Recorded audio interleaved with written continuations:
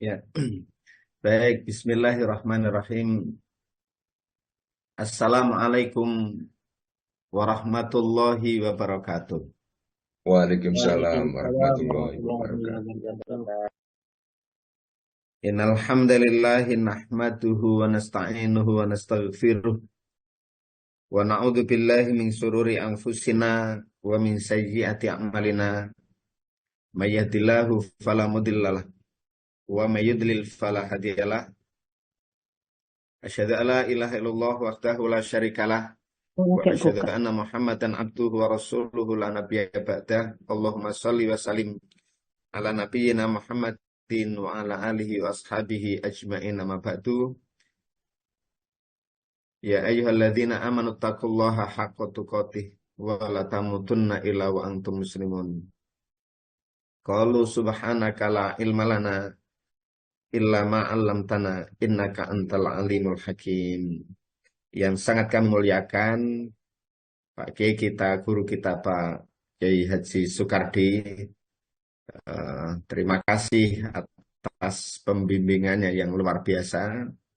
Saya kira kekuatan, ketulusan yang luar biasa yang diberikan sehingga punya efek yang sangat besar terhadap kita, kami semuanya dan kajian Asyifa ini.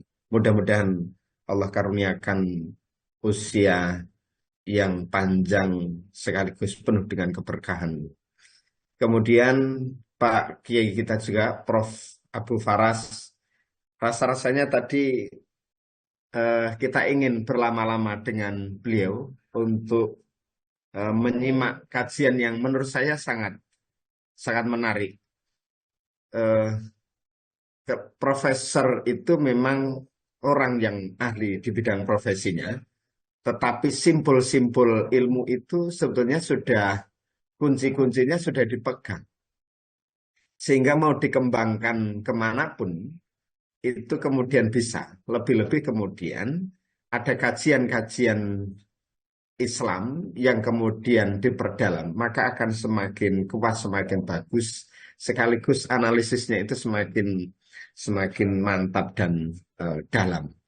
Oleh sebab itu, tadi membahas hal yang menarik yang sebetulnya kita juga eh, harus terus eh, perbaiki diri terkait dengan istiqomah. Eh, Sekedar menambahkan saja untuk kemudian nanti saya sambungkan dengan tema kita. Kalau di surat eh, apa namanya Al-Qadar itu kan tanazzalul malaikatu, ya. Jadi pada malam Lailatul Qadar itu akan turun malaikat, waruhu dan malaikat Jibril gitu ya. Maka kalau berbicara ayat itu terkait dengan istiqomah, itu ternyata bunyinya adalah tatanazzalul malaikat. Jadi ada huruf tambahan, ya. Tatanazzalul dengan tanazzalul. Ada ahli bahasa itu yang kemudian menyampaikan kalau di dalam balaghah bahasa Arab ada tambahan huruf, itu maknanya ada tambahan pula eh, sesuatu yang ada di situ. Ya, kalau misalnya ada malaikat itu, maka tatanazzalul itu akan banyak turun malaikat untuk kemudian menggembirakan kita, menghibur kita, menenangkan kita. Makanya di situ bunyinya adalah jangan takut, jangan bersedih hati. Ya. Jadi kelebihan orang istiqomah itu adalah akan dihadirkan ketenangan itu karena memang Allah turunkan banyak malaikat untuk kita. Maka istiqomah di dalam kebaikan tentu saja, termasuk di dalam istiqomah juga di dalam mendoakan anak-anak kita, istiqomah di dalam mendidik anak-anak kita. Itu juga sebuah kebaikan. Konteks kebaikan yang disampaikan oleh Pak Profesor tadi, itu adalah istiqomah amal soleh. Ya. Jadi ada amanu wa amilus solihat, beriman dan beramal soleh. Jadi, amal soleh itu sedikit tapi istiqomah. Nah, itu dahsyat dampaknya. Ya, jadi daripada kemudian banyak, tapi sekali, tapi kemudian tidak ajak, tidak istiqomah. Tetesan air di batu, walaupun tes, tes, tapi istiqomah, walaupun kecil, maka batu itu bisa lubang, ya, walaupun itu kecil. Ya, memang idealnya adalah banyak, sekaligus juga istiqomah. Itu idealnya. Terus sekalian yang dirahmati Allah Subhanahu wa Ta'ala, tema pada pagi hari ini adalah cara membantu anak agar berbakti dan taat. Berbakti kepada orang tua, taat kepada Allah dan Rasul-Nya. Tentu masing-masing dari kita punya pengalaman yang bisa jadi lebih baik. Tetapi ada baiknya juga kita menambah referensi, jangan-jangan ada sesuatu yang bisa kita tambahkan untuk mendidik anak kita, mengingat bahwa anak kita ini yang nanti akan mengantarkan jenazah kita, anak kita nanti yang di saat kita sudah sepuh, bahkan kondisinya telah tiada atau meninggal, justru kita mengandalkan anak-anak kita. Oleh sebab itu, jangan sampai kemudian anak kita ini lupa kepada kita semuanya disebabkan oleh kelupaan kita di dalam mendidik terhadap anak-anak kita. Nah, sekalian, untuk mengingatkan kita kembali, Allah itu sebagai zat yang begitu menyayangi kita, ya. Begitu menyayangi kita, itu selalu saja mengingatkan kita melalui ayat-ayatnya. Jadi kita ini banyak diingatkan itu sebetulnya sebagai bentuk kasih sayang Allah. Kalau Allah tidak sayang, kita tidak akan pernah diingatkan oleh Allah. Ya. Cara Allah mengingatkan melalui ayatnya atau melalui kejadian-kejadian, ya, dan berbagai macam yang lain. Ini adalah bagian dari kasih sayang Allah kepada kita supaya tidak lupa terhadap Sang Pencipta. Nah, bagaimana Allah mengingatkan kita? Ini terkait dengan keturunan. Ya. A'udzubillahi minasyaitonirrajim. Wal yakhshal ladzina law taqu min khalfihim dzurriyyatan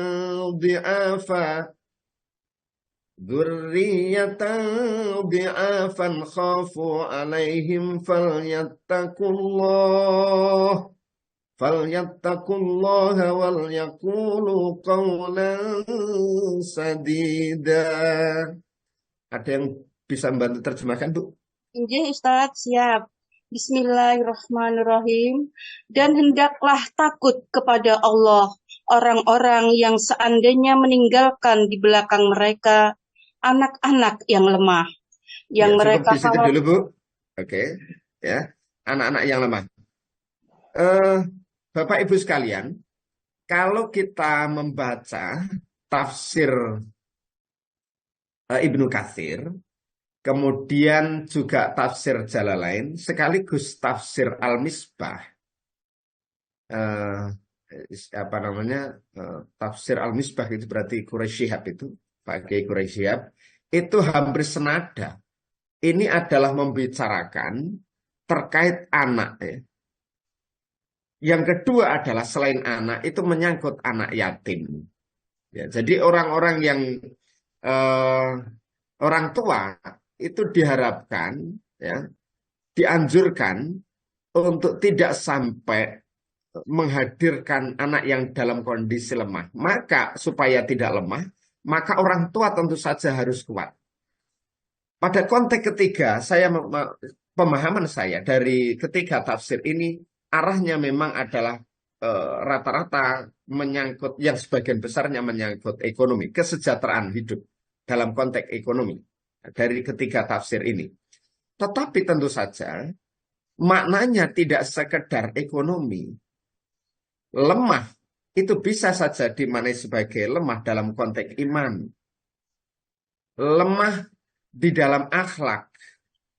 Jangan sampai kemudian kita melahirkan anak yang tanpa kita didik, kemudian justru dia memiliki kelemahan di dalam akhlak yang pada akhirnya tidak berbakti kepada kita.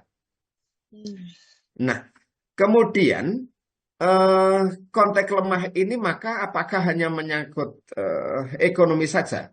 Nah, kembali lagi, maka menurut saya tidak konteks itu saja maksud saya, tetapi ini juga menyangkut lemah akhlak, lemah ilmu, ya, lemah budi pekerti, lemah karakter, ya, termasuk lemah ekonomi tentu saja. Nah, oleh sebab itu kita mencoba untuk bagaimana mengimplementasikan ayat ini, berikhtiar dan berusaha semampu kita menjadikan anak-anak kita ini kemudian memiliki kelebihan, memiliki kekuatan-kekuatan. Tentu saja caranya berbeda. Bagi kita yang memiliki ekonomi yang sudah baik, maka bisa saja kemudian kita wariskan harta kita. Artinya dengan mewariskan harta kita kepada ahli waris atau anak-anak kita, maka satu sisi dari sisi ekonomi itu kita telah memberikan pondasi yang kuat terkait dengan persoalan ekonomi. Tetapi kalau orang tua, kita semuanya hanya mengandalkan berupa warisan harta, manakala ia tidak memiliki pemahaman agama yang baik, manakala ia tidak memiliki akhlak yang baik, jangan-jangan warisan yang kita tinggalkan itu justru akan menjadi problem bagi mereka yang tidak memiliki atau lemah akhlaknya ini, lemah imannya ini. Betapa banyak, dan ini ada kasus ya, kasus yang orang tua yang memiliki 2 anak perempuan, rumahnya ya itu besar-besar, artinya orang tuanya telah menyiapkan warisan rumah yang besar 2 juga. Harapannya adalah nanti ini bisa ditempati oleh anak-anak itu. Karena fokusnya itu hanya pada warisan berupa harta, maka yang terjadi adalah setelah menikah, entah apa yang terjadi dari masing-masing anak kebetulan perempuan, dari masing-masing anak ini justru mengusir orang tua itu, entah apa yang terjadi kemudian berselisih dalam keluarga ini dari kedua-duanya, yang kemudian seluruh hartanya justru beralih kepada yang lain.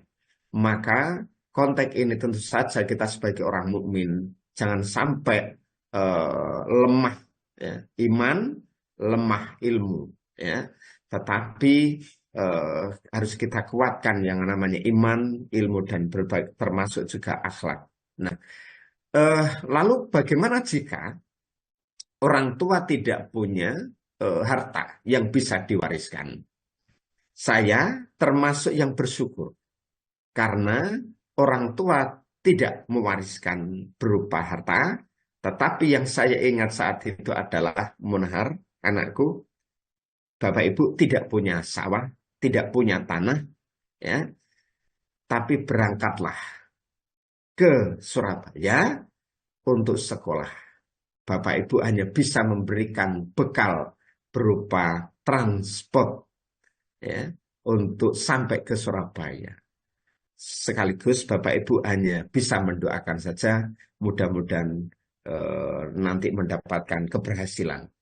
Berangkat hanya modal itu, maka terdampar di Masjid Al-Huda, rasa-rasanya itu adalah menurut saya doa, menurut saya pendidikan dan motivasi dari orang tua walaupun tanpa warisan, itu adalah warisan yang sesungguhnya menurut saya.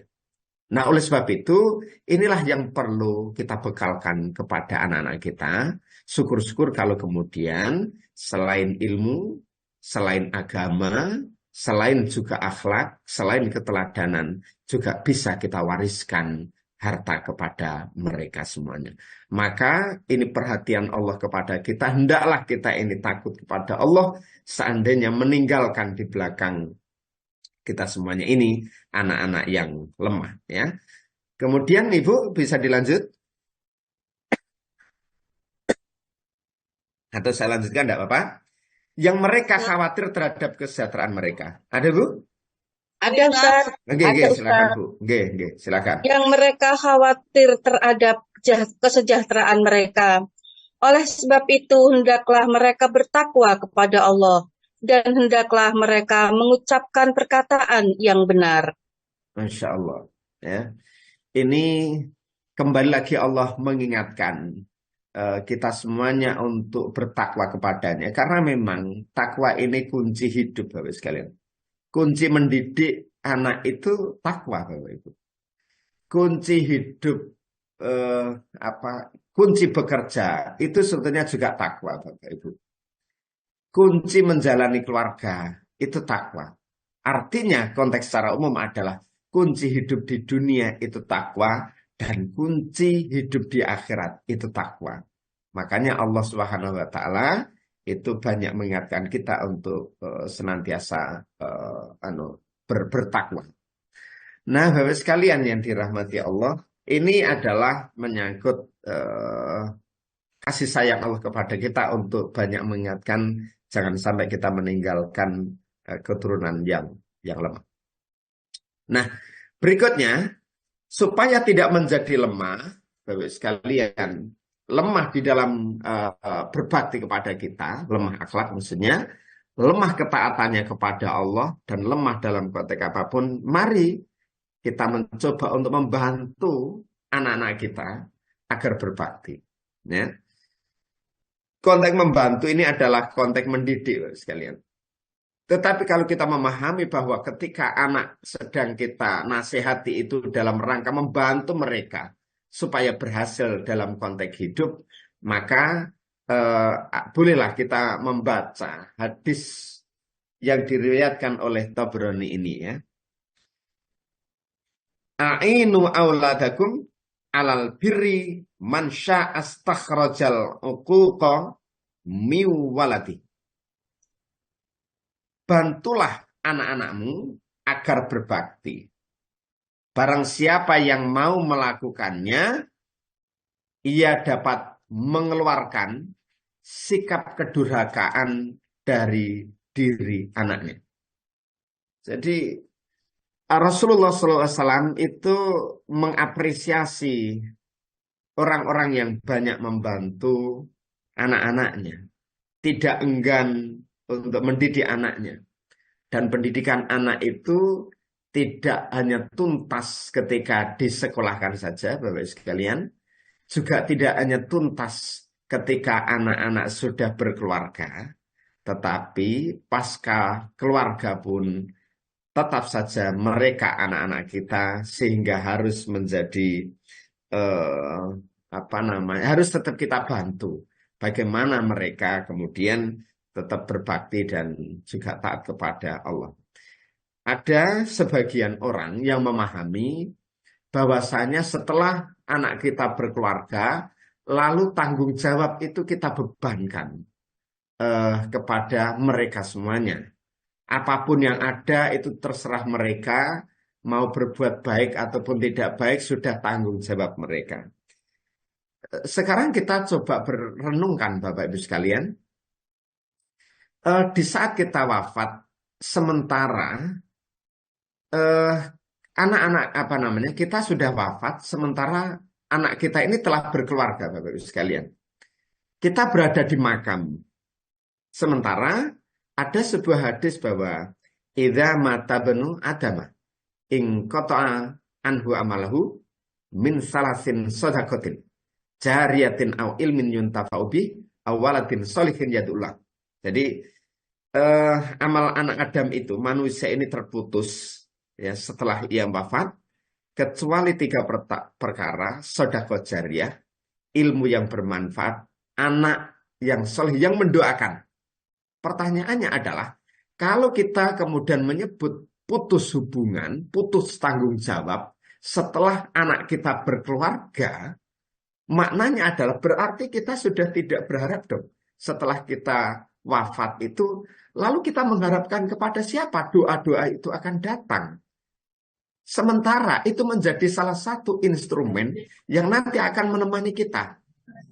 Maknanya, selama itu masih lahir dari rahim orang tua, lahir dari kita, dari genetik kita, maka itu anak kita, walaupun mereka sudah wafat.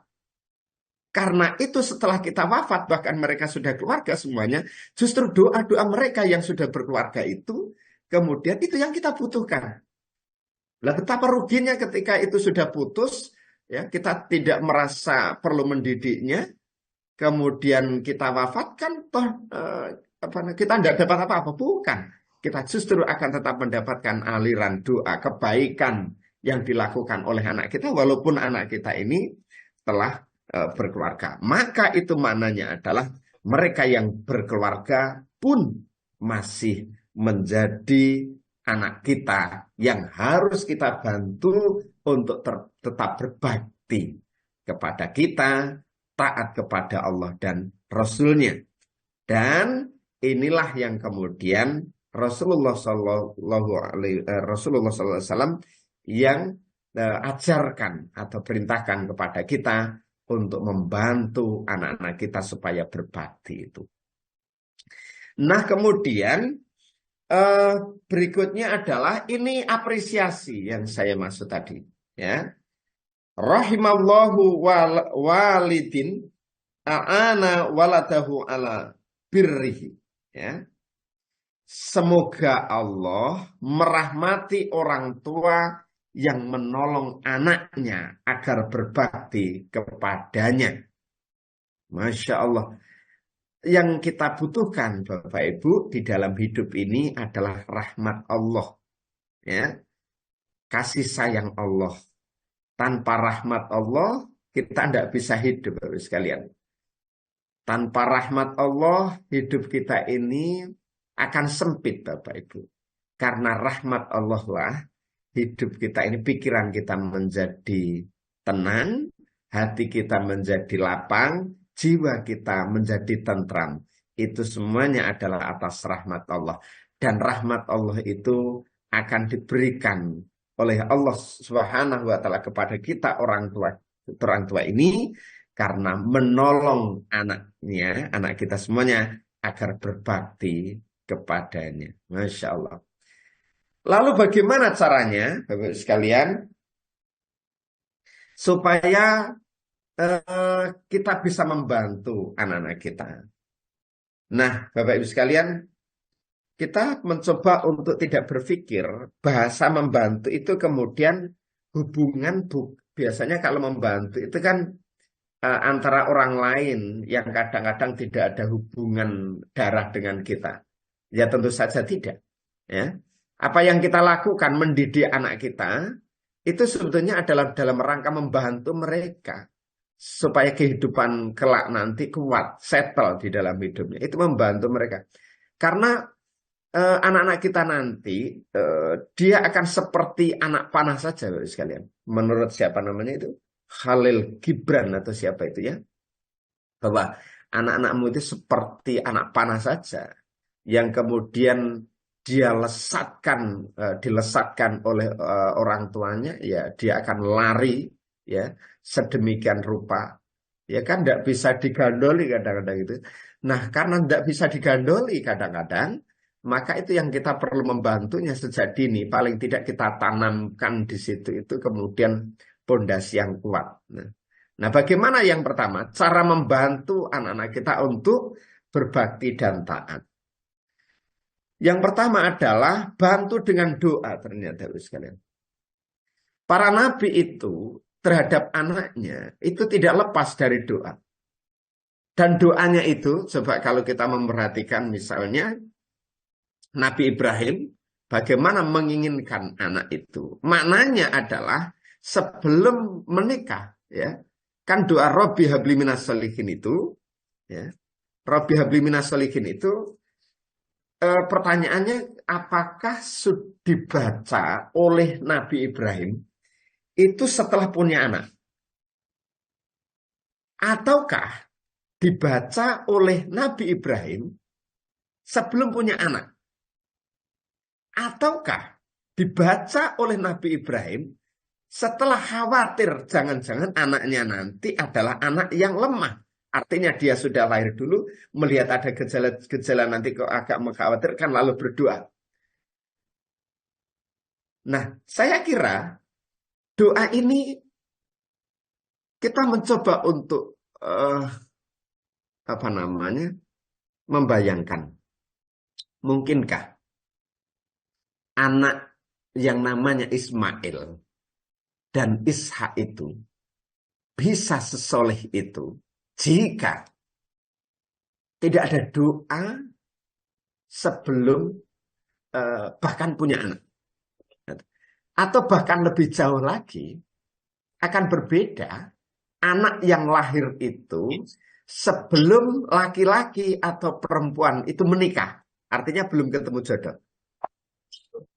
Nah, jadi, loh, kok sudah dibayangkan punya anak? Loh, kan tujuan manusia hidup itu kan nanti setelah menikah kan punya anak. Ya kan itu sudah pasti begitu ya. Menikah kemungkinan besar ya. Yang pasti adalah punya anak kan begitu. Sehingga kalau doa-doa itu kemudian sudah dipanjatkan lebih awal, ini akan tentu saja akan punya efek yang lebih baik gitu ya. Kenapa? Robbi habli minas sholihin misalnya, ketika dibaca anak yang belum menikah misalnya ya, dia pemuda atau pemudi yang belum menikah, maka orientasi hidupnya akan mendorongnya untuk memperoleh jodoh yang mengarah kepada kesolihan-kesolihan. Makanya ada buku yang saya diberi hadiah oleh Pak Kiai Haji Soekardi itu tentang pendidikan anak. Ya saya membacanya di situ juga gitu ya. Terima kasih. Mudah-mudahan menjadi ceria dan ilmu bermanfaat ya Pak Yai. Jadi kalau kita berdoa, misalnya Bapak Ibu punya anak yang belum menikah, ya, lalu sudah berdoa kepada Allah, ya Allah karuniakan kepada anakku kelak, ya, itu anak-anak yang soleh. Maka secara otomatis akan mendorong dirinya itu untuk berpikir, apa mungkin saya ini punya anak yang solih, kira-kira begitu, jika nanti istrinya tidak solih, tidak solihah. Atau apa mungkin saya ini memiliki anak yang solih atau solihah, jika suami yang akan hadir itu adalah tidak solih. Maka doa ini juga mendorong. Saya membayangkan doa ini dibaca oleh oleh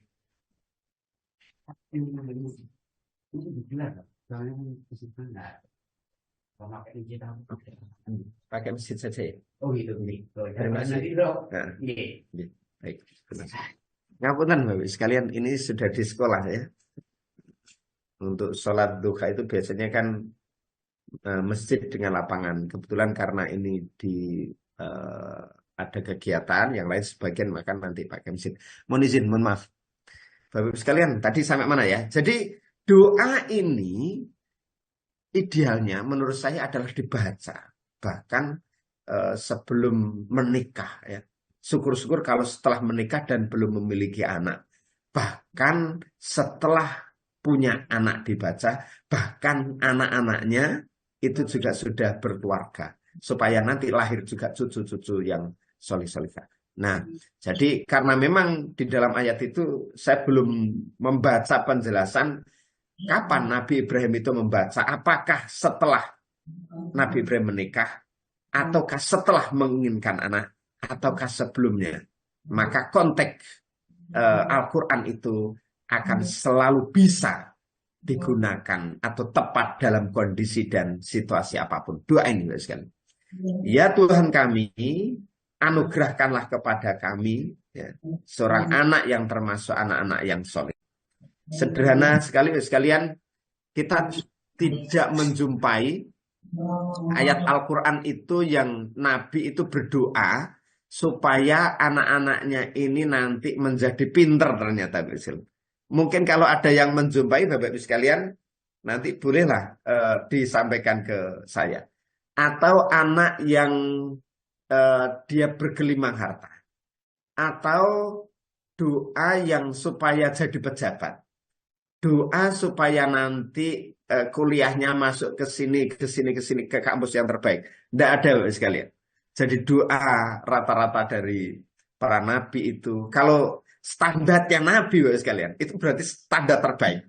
Tidak ada yang terbaik kecuali standarnya para Nabi. Karena memang bimbingan wahyu. Wahyu itu dari yang maha menciptakan. Termasuk menciptakan kita dan anak-anak kita. Jadi pasti standarnya yang terbaik. Nah, artinya apa? Karena standar itu adalah standar basic menjadi solih, maka ketika mereka ini menjadi seorang presiden, maka akan solih perilakunya. Ketika mereka menjadi seorang dokter, maka solih perilakunya. Ketika mereka menjadi seorang insinyur, menjadi seorang direktur, akan solih perilakunya. Karena bidikannya adalah, atau doa-doanya adalah, yang diharapkan dan diinginkannya adalah, Robbi habli minas sholihin. Ya, kesolihan ya, di dalam perilaku itu. Nah, ini sekalian. Kemudian ada lagi Rabbi ja'alni muqimas shalah wa min dzurriyyati rabbana wa taqabbal du'a. Ya. Juga Ibrahim, kalau kita membaca kisah-kisah Nabi Ibrahim itu pada surat Ibrahim saja itu dahsyat habis. Kalau kemudian mau digali itu. Ada pelajaran bagaimana hidup. Kondisi kita sedang minus. Kondisi kita sedang sejahtera. Kondisi kita sedang bagaimana. Itu dahsyat. Ya, peristiwa-peristiwa ini yang tersebut pada surat Ibrahim itu ya. Ya Tuhanku, jadikanlah aku dan anak cucuku orang yang tetap melaksanakan sholat. Ya Tuhan kami, perkenankanlah doa kami, ya. Nah, Bapak Ibu sekalian, ini menjadi penting juga standar kita. Jadi tidak sekedar soleh, ya, tetapi juga kemudian menjadi ahli sholat, ya. Kenapa kok sholat, ya? Nah, kenapa kok tidak zakat? Seingat saya sudah kita sampaikan, tetapi untuk mereview kembali, kenapa kok sholat? Kenapa kok tidak zakat? Kenapa tidak puasa? Kenapa tidak haji? Ya, ya ada yang memaknai, tetapi ini saya melihatnya ya otak-atik matuk begitu ya, dalam konteks nalar saja. Tetapi untuk memberikan pemahaman kita supaya lekat bahwa sholat menjadi utama, hal yang utama ya. Makanya sampai ada yang menerangkan kenapa kok sholat begitu. Ya, konteks zakat, konteks puasa, konteks haji, ya, itu ada semua nilainya, ya, irisannya itu pada sholat. Ya. Misal kita rukun Islam yang pertama syahadat misalnya, maka di dalam sholat kita sedang membaca syahadat misalnya. Saya kira selama kita menjalankan ibadah sholat ada bacaan-bacaan syahadat di situ. Maka secara eksplisit maupun implisit masuk di situ. Bagaimana dengan kemudian puasa? Apakah kemudian ada nilainya pada sholat? Saya kira tidak ada orang yang sholat yang kemudian dia sambil minum, sambil makan. Ya, selama melaksanakan ibadah sholat, maka sesungguhnya dia ini sedang berpuasa.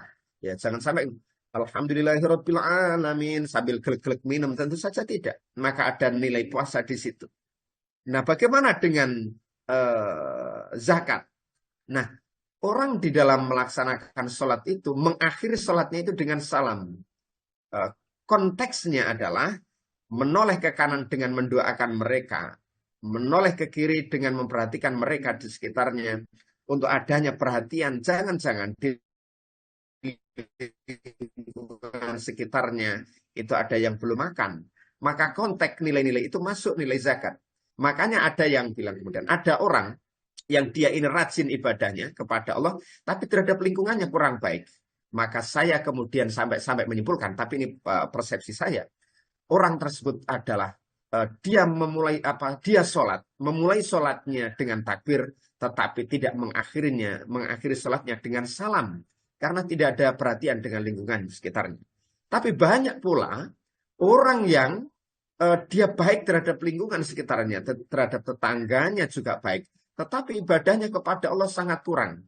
Maka Kalau saya menyimpulkan orang semacam ini adalah ia sholat tetapi tidak memulai takbir, tapi tiba-tiba salam, maka itu tidak disebut sebagai sholat. Orang mukmin itu konteksnya adalah dua-duanya. Sholat menjadi sempurna, hidup menjadi sempurna jika kemudian ia mengawalinya dengan takbir dan mengakhirinya dengan salam. Hubungan dengan Allah itu sangat baik dan hubungan sesama manusia itu juga sangat baik. Maka jika kita memahami ini, orang mukmin itu akan hidup selalu ideal dimanapun posisinya dan kondisinya berada. Nah kemudian kenapa juga sholat? Nah ternyata pada sholat itu juga ada siklus kehidupan Bapak sekalian. Jadi kalau hidup manusia sedang berdiri dalam sholat itu ibaratnya seperti orang yang settle di dalam hidup, ekonomi, jabatan mentereng. Yang perlu diingat adalah ada saatnya nanti akan ruku. Ini adalah siklus hidup manusia. Maknanya ruku itu adalah akan mengalami flat di dalam hidupnya. Ekonomi kadang-kadang lebih, kadang-kadang kurang, cenderungnya adalah pas. Coba saja kita kemudian survei. Tanya di sini misalnya, Bapak Ibu, ekonominya saat ini itu lebih ataukah kurang? Rata-rata dari kita akan menjawab pas. Lalu kemudian kita tanya, pas atau cukup yang cenderung lebih ataukah cukup yang cenderung kurang? Rata-rata mungkin akan lebih banyak menjawab cukup yang cenderung kurang. Nah, rata-rata begitu, rata-rata. Nah, ini siklus hidup manusia akan selalu ada. Nah, kemudian ada saatnya manusia nanti akan jatuh, akan selesai di dalam hidupnya. Setelah menjabat, itu juga akan selesai. Munahar setelah kepala sekolah juga akan selesai. Kita semuanya yang punya jabatan mentereng juga akan selesai. Itu kalau di dalam sholat itu dimanai ada saatnya setelah berdiri hidupnya settle, flat. Ada saatnya kemudian dia nanti akan tersungkur jatuh. Ya, tersungkur jatuh dalam kondisi sedang sujud, selesai semuanya. Tapi di dalam sholat kita diajarkan dalam kondisi settle, berdiri kita perlu takbir kepada Allah. Dalam kondisi kemudian flat kita bertakbir kepada Allah. Dalam kondisi sujud sekalipun, jatuh sekalipun, kita tetap membesarkan Allah. Tapi yang perlu diingat, jangan berhenti dalam hidup. Kalau selesai jabatan, dalam selesai atau jatuhnya di PHK kita, jangan berhenti pada titik di situ. Lanjutkan pada rokaat berikutnya untuk menuju pada rokaat berikutnya berdiri kembali, rukuk kembali, sujud kembali, dan seterusnya. Maka kehidupan manusia yang terbaik adalah kembali lagi mengakhiri hidupnya itu dengan salam. Ya, dengan salam. Arti konteksnya adalah kembali lagi bagaimana kemudian kemaslahatan hidupnya dari apa yang dilakukan sehari-hari itu. Nah inilah kemudian yang diajarkan oleh Nabi Ibrahim, selalu berdoa untuk kemudian supaya anaknya ini menjadi ahli sholat. Saya baca hadisnya, terjemahnya saja. Mudah-mudahan nutut ya. 3 doa yang mustajab, yang tidak diragukan lagi, yaitu doa orang yang didolimi, doa orang yang bepergian atau safar, dan doa orang tua pada anaknya. Jadi doa kita ini, Bapak-Ibu sekalian, itu dikabulkan oleh Allah. Jadi walaupun saat ini kita mendidik anak, masih agak sulit, bahkan anak kita kadang-kadang menjengkelkan, sudah kita nasihati setiap hari juga masih sulit, tidak perlu khawatir. Intinya Allah mengajarkan kepada kita, jangan berhenti berdoa. Ada doa itu yang memang langsung dikabulkan oleh Allah. Ada doa itu yang menunggu 30 tahun baru dikabulkan oleh Allah. Contohnya siapa?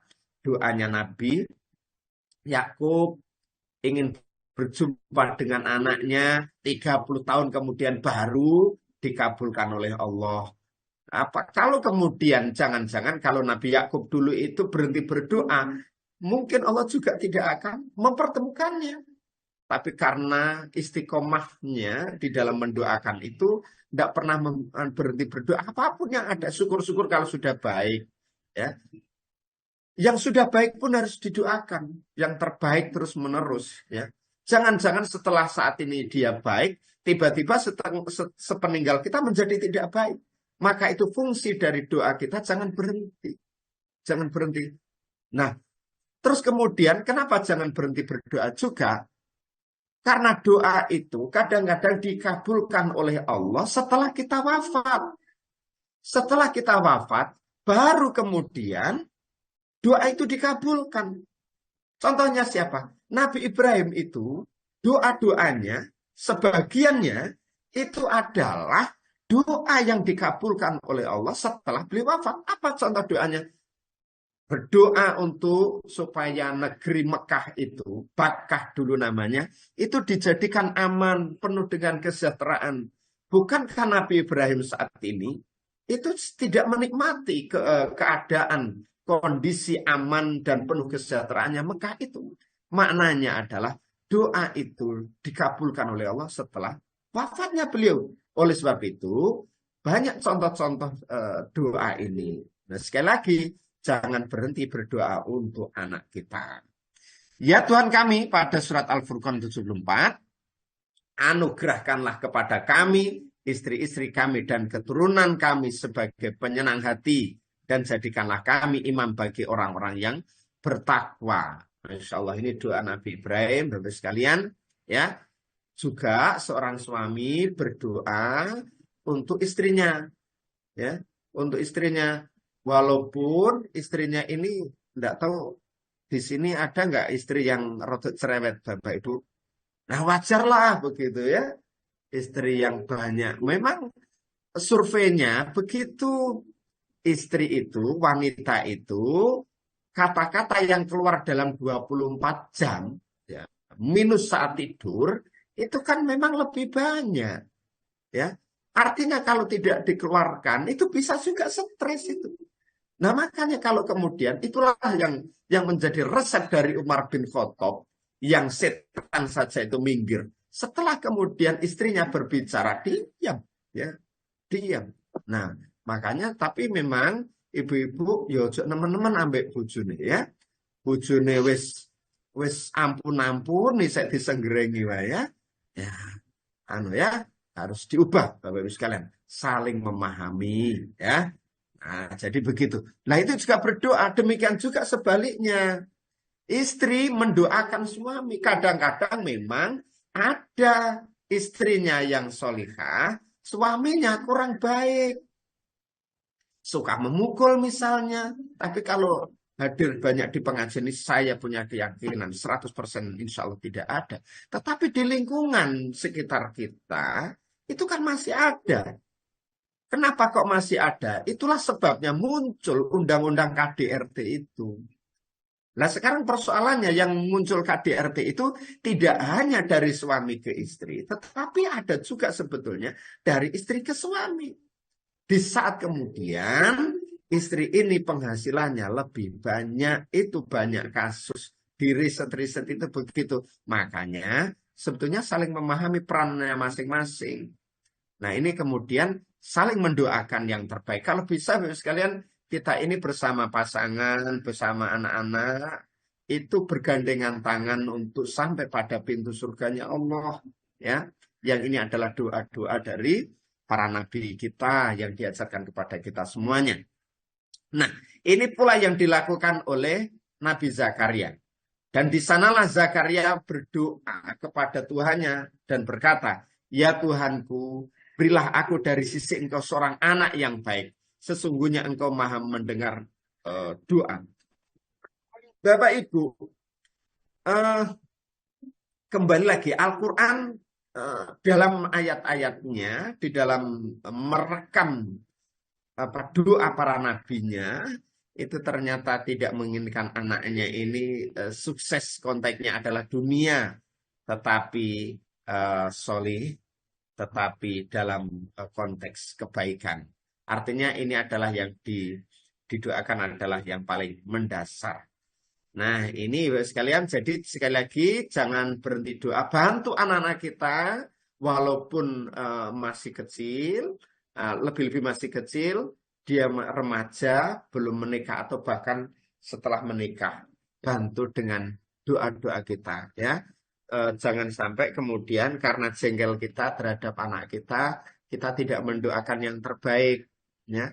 Karena posisi kita saat wafat sudah tidak mampu berbuat apa-apa kecuali hanya menunggu kebaikan dari anak kita. Nah, senyampan kita masih diberikan usia oleh Allah, maka kita bantu anak-anak kita untuk menjadi saatnya mereka kemudian berbakti dan mendoakan kita. Nah, jadi cara membantu anak kita supaya berbakti dan taat adalah bantu dengan doa. Yang kedua, Bapak Ibu sekalian, bantu dengan makanan yang halal. Jadi pastikan yang masuk, rizki yang masuk ke rumah kita, yang masuk ke perut anak dan istri kita, ini halal, Bapak Ibu sekalian. Berusaha untuk halal. Masya Allah. Sebab kalau tidak halal itu agak rawan, Bapak Ibu sekalian. Ya, ibaratnya kita ini sedang menanam benih, menanam daging yang tidak baik pada tubuh mereka semuanya. Kita berusaha betul ya untuk kemudian yang masuk itu adalah yang halal dan yang baik. Ya. Nah, Bapak sekalian, nikmal malus solih lil mar'is solih. Ya, sebaik-baik harta yang halal adalah harta yang halal yang dimiliki oleh orang soleh. Nah, kalau boleh kemudian diterjemahkan, dimanai secara bebas, harusnya harta orang soleh itu halal. Artinya, kalau dia mengambil harta yang tidak halal, kemungkinan besar solihnya bahkan diragukan. Karena standar solih itu standar yang sangat tinggi. Dia pasti akan memperhatikan bahkan apa yang dibawanya ke rumah. Nah, saya pernah bercerita untuk mengingatkan kembali, ada seorang yang tinggal di kampung, Bapak sekalian. Beliau ini hanya seorang petani. Lalu kemudian dengan jerih payahnya, dengan susah payahnya membiayai anaknya sekolah, mendoakannya. Tetapi kita paham, orang-orang yang ada di kampung itu kan begitu menjaga kesolehannya, menjaga apa yang dimakannya. Bayangkan, ia menanam sendiri, benih dari yang dibeli-beli sendiri, menanam sendiri, menyiram sendiri, kemudian bercocok, intinya bercocok tanam sendiri. Lalu kemudian setelah itu memanen sendiri, lalu dia masak-masak sendiri, setelah dimasak diberikan makan kepada anaknya sendiri. Maka orang-orang bisa di situ betul-betul menjaga kelestarian dari kehalalan yang menjadi rizki untuknya itu. Nah, dia punya anak yang dia dengan jerih payahnya sampai anaknya dengan doa-doanya, dengan bimbingannya ini menjadikan anaknya ini soleh. Pada akhirnya menjadi seorang direktur sebuah perusahaan besar sekali, Bapak-Ibu sekalian. Sukses. Nah, kemudian orang tua ini masih berada di kampung. Nah, sementara anak ini sudah di kota dan dia memperoleh jabatan yang sangat tinggi. Lah pada akhirnya yang punya jabatan ini menikah, dia sukses sekali, rumahnya juga besar. Nah, ini Bapak-Ibu sekalian pada akhirnya anaknya ini, cucunya berarti ini, tiba-tiba jatuhnya kepada narkoba, Bapak sekalian. Kemarin di sekolah didatangi oleh teman kepala sekolah, teman, begitu saya mohon izin tidak menyebutkan namanya. Beliau menceritakan saya ini sedang di sekolah, istrinya juga seorang guru, begitu ya.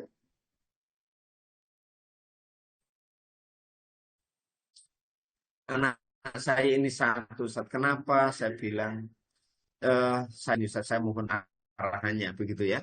Kenapa saya bilang, saya ini digoda anak saya. Anak saya ini sebetulnya adalah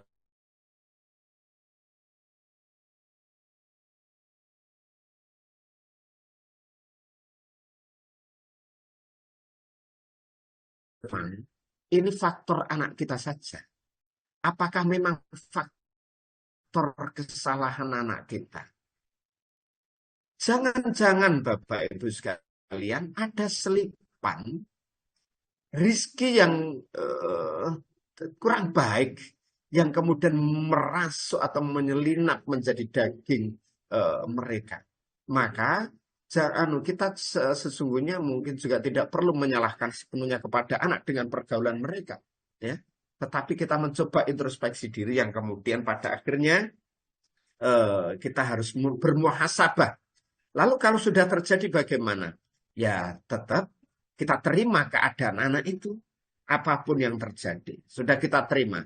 Nah, setelah menerima, sembari kita memohon maaf kepada Allah, mendoakan yang terbaik, mengupayakan jalan-jalan yang terbaik. Saya juga menyampaikan kemarin, yang pertama, terima keadaannya. Dan saya juga bersyukur kepada Allah tidak digoda dengan anak semacam itu. Kita bersyukur kepada Allah tidak digoda dengan anak semacam itu. Andai kata kita digoda anak semacam itu, dipuji oleh Allah dengan semacam itu, mungkin juga tidak kuat Bapak Ibu sekalian. Tetapi kita sedang berusaha bagaimana kemudian kita memastikan rizki yang masuk kepada anak kita juga kemudian kondisinya juga bersih, baik. Ya berusahalah. Kalaupun ada selipan-selipan karena misalnya belum kita zakati dan lain sebagainya sampai karena kita lupa atau masih kurang dan lain sebagainya, kita mohon kepada Allah dan terus memperbaiki dengan amal soleh yang lain, ya. Nah, kemudian Bapak sekalian, surat Al-Mu'min, ya, karena waktunya pendek ya Bapak sekalian, saya baca terjemahnya saja, nanti Bapak Ibu kalau sempat buka setelah kajian tidak apa-apa sambil dibuka-buka. Hai Rasul-Rasul, makanlah dari makanan yang baik-baik dan kerjakanlah amal yang soleh. Sesungguhnya aku maha mengetahui apa yang kamu kerjakan. Nah, kemudian ini Bapak sekalian dampak dari makan dan mengenakan pakaian atau makanan yang tidak baik itu. Rasulullah SAW bersabda, hadis riwayat Muslim ini, ada seseorang yang menengadahkan tangannya ke langit berdoa.